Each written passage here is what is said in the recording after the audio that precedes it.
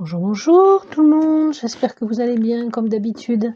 Alors je vous avais promis de vous montrer comment en fait je faisais ma préparation quand je fais un diamond painting.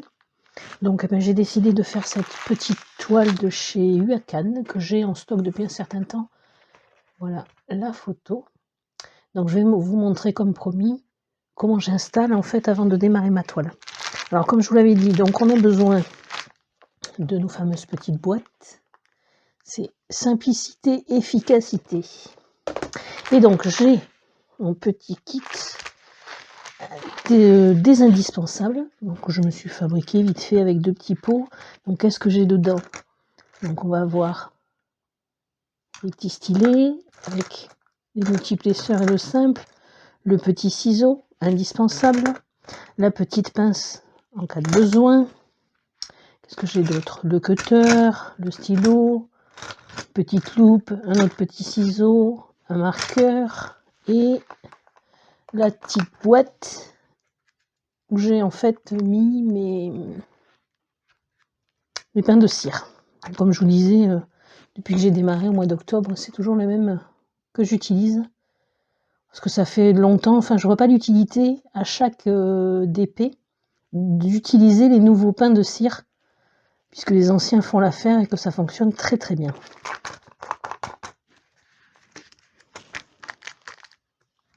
Voilà, ça c'est pour le petit kit des indispensables. Donc j'ouvre ce paquet. Donc ce que je constate, c'est qu'en fait les... Alors pardon pour le bruit.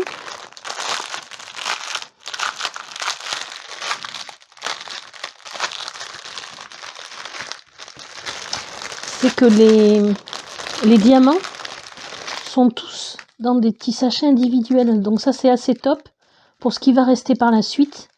L'avantage c'est que la référence sera déjà indiquée dessus pour les ranger par la suite. Alors moi généralement je les conserve. Pourquoi? Parce qu'après je fais des créations personnelles. Je prends je reproduis certains dessins que je refais ou bien que je crée. Et ensuite, je refais des diamond painting personnels. D'ailleurs, vous verrez, je vous ai fait un petit diaporama de tout ce que j'ai fait, ou pratiquement tout, pour que vous puissiez voir à peu près ce que j'ai pu faire. Et dedans, vous verrez donc qu'il y a une partie création perso, et ce sont les tableaux que j'ai fait moi-même avec les restes de diamants, tout simplement. Donc je me prends ma liste, donc qui est là sur la toile, là sur le côté. On l'a ici. Donc je fais très simple en fait.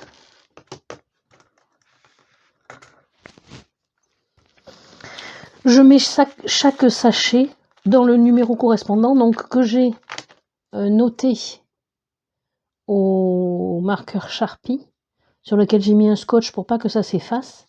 Et après, je garde toujours à côté de moi, de toute façon, la grille avec la DMC et les signes, les symboles correspondants, pour pouvoir ensuite faire mon diamond painting en fonction. Donc, très très simple. Vous voyez là, par exemple, j'ai le sachet numéro 13. Je vais le mettre dans la petite boîte numéro 13. C'est aussi simple que ça. Hop. Et après, l'avantage, c'est que ce qui me restera, je pourrai le remettre dans le sachet, puisqu'ils fournissent directement le sachet qui va avec. Ça, c'est vraiment, vraiment, vraiment top. Hop, l'avantage, c'est que je ne suis pas obligée de suivre, puisque ils sont tous en sachet individuel. C'est parfait. Donc, le numéro 5, dans le numéro 5, c'est pas bien compliqué. Et voilà, mes petites boîtes sont prêtes. Donc, il y avait 30 couleurs dans ce DP. Donc, c'est prêt, il n'y a plus qu'un. Donc ensuite, en ce qui concerne la toile, comment ça se passe? Donc je vais d'abord mettre un petit peu de washi tape sur les bordures en fait de la toile. Vous voyez, juste là où ça dépasse un petit peu. Là, il y a une espèce de petite bandelette. Parce que sinon, ça colle sans arrêt quand on diamante et c'est très très désagréable. Donc j'en mets vraiment là où il y a besoin. Je vais vous montrer ça. du washi tape de chez Action. Hop.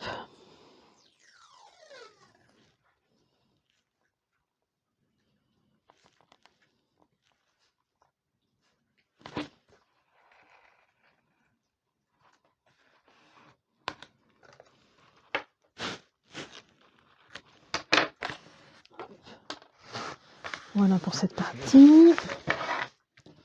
On fait pareil sur la longueur parce que je vois que ça dépasse aussi. Ouais. Hop.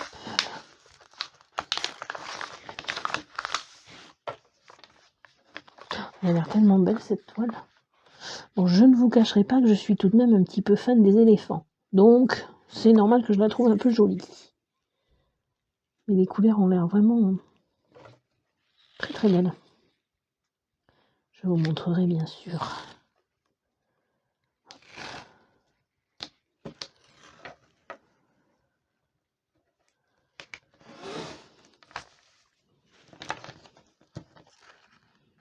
Deuxième côté, check. Et là, est-ce qu'il y a besoin? Ouais, un petit peu. Un petit peu. C'est mieux. Ça fait un petit peu plus à longueur. Alors, je vais essayer, à vue d'œil, de me mettre à peu près au milieu de la toile. Hop.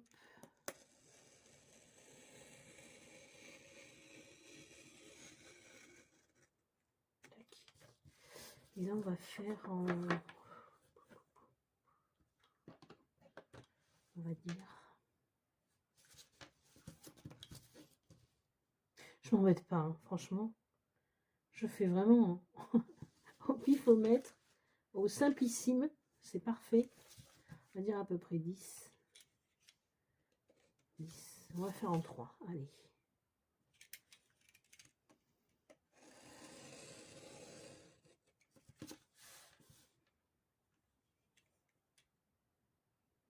C'est de la détente, hein, donc faut pas se prendre la tête.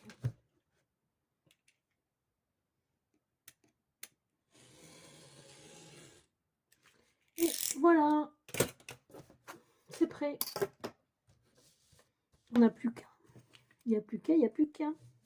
Donc j'ai mes symboles équivalents à mon numéro sur mes boîtes. Donc le numéro 1 par exemple, c'est la lettre J. Hop, je vais mettre dans ce sens. Je vois que j'en ai quelques-uns. Oui, parce que la toile paraît dans ce sens, mais ils ont mis les symboles dans ce sens. C'est original. Ok. Donc j'en mets dans ma petite barquette.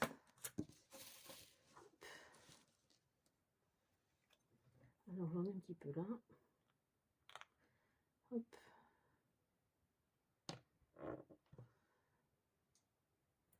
Et hop. C'est vachement mieux. Ça fait toute la différence. Donc après là pareil, je m'embête pas. En fait, je suis l'ordre de 1 à 30 dans le carré que j'ai découpé. Et je positionne donc sur mon tableau. Tout simplement. On va se choisir une petite série bien sympathique. Et c'est parti pour un petit moment de détente.